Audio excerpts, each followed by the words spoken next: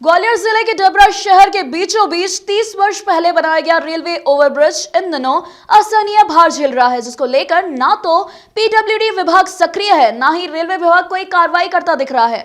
यह ब्रिज जगह जगह से जर्जर हो चुका है। ऐसे में किसी भी दिन कोई हादसा हो सकता है।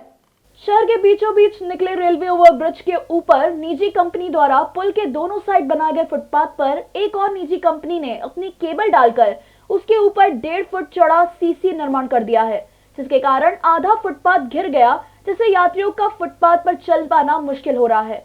वहीं रेलवे ओवरब्रिज के ऊपर 2 बार डामरीकरण होने से फुटपाथ सड़क में मिल गए हैं, जिस कारण से बाहरी वाहन चालक फुटपाथ पर वाहन चढ़ा देते हैं और फुटपाथ को घेर कर खड़े हो जाते हैं।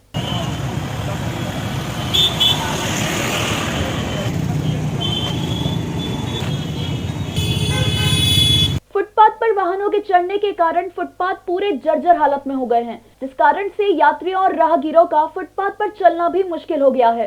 वहीं भारी वाहन से जाम लग जाने के कारण ओवरब्रिज पर असहनीय दबाव हो जाता है, जिससे कभी भी हादसा हो सकता है।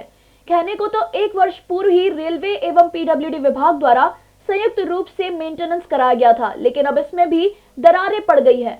उसमें बीच में दरार पड़ गई है, उसके बारे में सर आपका क्या कहना है? हाँ, वो आरओबी में कहीं कहीं बीच में जीर्ण शीर्ण स्थिति बन रही है।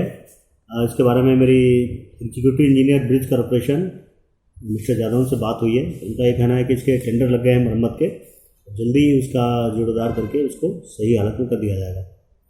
जर्जर हो चुके ब्रिज की अनदेखी कहीं आने वाले दिनों में हादसे का कारण न बन जाए। Bureau report, Khabarbar news, Dabra.